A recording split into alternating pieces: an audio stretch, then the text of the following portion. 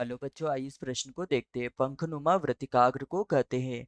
ए spur, B स्टाइलोपोडियम, सी प्लूमोस, D केलिकुलस। तो यहाँ पर हमें बताना है कि जो पंखनुमा वृत्तिकाग्र होती है वह क्या होती है। तो प्रश्न को देखते हुए हमारी मुख्य अवधारणा होगी कि वृत्तिकाग्र वृत्तिकाग्र क्या है। तो जो वृत्तिकाग्र होती है वृत्तिकाग्र क्या होती है। तो जो वृत्तिकाग्र होती है वृत्तिकाग्र पुष्प में पुष्प में जो पुष्प का मादा जनन भाग होता है उसके एक भाग को वृत्तिकाग्र कहते हैं। यहाँ पर जो मादा जनन भाग होता है वह इस प्रकार से पुष्प में उपस्थित होता है। जहाँ पर जो ये निचला भाग होता है यह अंडाशय होता है, जहाँ पर अंडाणु उपस्थित होते हैं, तथा यह वृत्तिका होती है जो एक नली के समान संरचना होती है।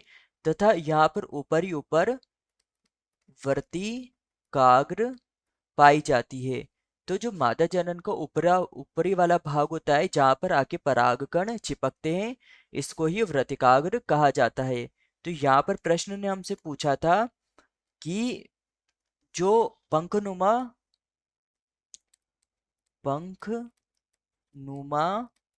वर्तिकाग्र है वृत्तिकाग्र इसे क्या कहते हैं। तो जो ये पंखनुमा वृत्तिकाग्र है इसे प्लूमोस कहा जाता है। और यह एक फैली हुई संरचना के समान होती है, अर्थात यह फैली हुई अवस्था में पाई जाती है। इस कारण से इसे पंखनुमा संरचना कहा जाता है। यहाँ पर प्रश्न ने हमसे पूछा था कि पंखनुमा वृत्तिकाग्र को कहते हैं। तो ए हमारे पास स्पर।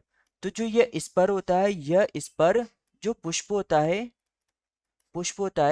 पुष्प के जो नीचे का या उसके जो पीछे का भाग होता है यह भाग होता है इसे स्पर कहा जाता है। और यह एक अति वृद्धि के रूप में उपस्थित होता है। तो यह भी हमारा उत्तर नहीं होगा। बी स्टाइलोपोडियम। तो जो ये स्टाइलोपोडियम होती है यह एक डिस्क के समान संरचना होती है। तथा यह जो वृत्तिका होती है उसके नीचे उसके नीचे अंत में पाई जाती है, तो यह भी हमारा उत्तर नहीं होगा। सी ए प्लूमोस। तो जो पंखनुमा वृत्तिकाग्र होती है इसे प्लूमोस कहा जाता है। तो हमारा उत्तर होगा उत्तर सी। D A केलिकुलस। तो जो केलिकुलस होता है यह एक कप के आकार की संरचना होती है, ना कि पंख के समान। तो यह भी हमारा उत्तर नहीं होगा। तो यहाँ पर हमारा प्रमुख सिद्धांत होगा कि प्रमुख सिद्धांत होगा कि पंखनुमा पंखनुमा वृत्तिकाग्र गेहूं में पाई जाती है।